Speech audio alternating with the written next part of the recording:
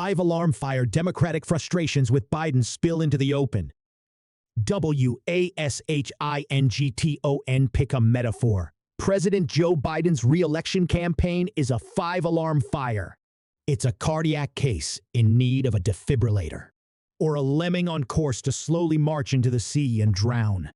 All come from Democratic strategists whose low-boil frustrations with Biden's candidacy erupted over the weekend amid a spate of bleak polling numbers.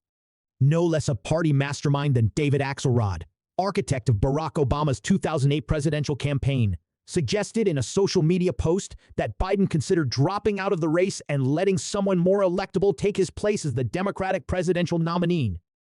The 2024 presidential election looks increasingly like it will be a rematch of 4 years ago, and Democrats are more and more worried that the outcome may not swing their way this time.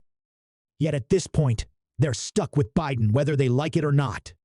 Biden has given no indication he is interested in dropping out. Nor does his campaign team seem to be sweating the New York Times/Siena College poll that showed him losing to Republican Donald Trump in 5 of the 6 swing states that he captured in his 2020 victory. Troubling signs for Democrats jump out from the poll. The party's bedrock constituency, black voters, appears to be eroding. In 2020, black voters favored Biden over Trump by a margin of 78 percentage points. In the new survey, Biden's margin had dropped to 49 points.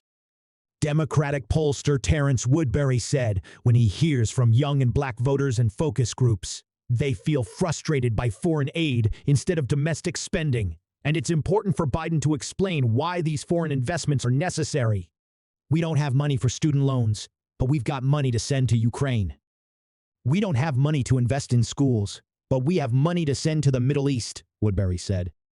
It is less about a position either way and more about stop investing there until you have taken care of home first.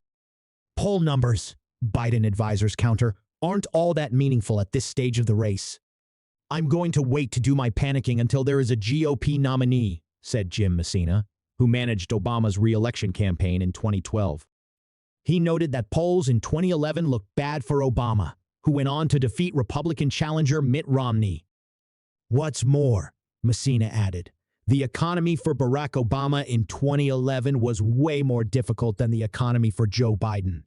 Biden's political aides point to a memo from campaign manager Julie Chavez Rodriguez last week that said, in the off year, we have built a strong operation to once again mobilize the coalition of voters that sent President Biden and Vice President Harris to the White House with a record number of votes in 2020.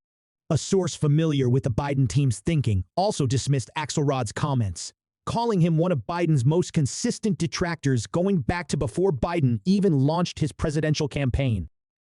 Once more regular people are tuning in, our record will come into focus, this person added.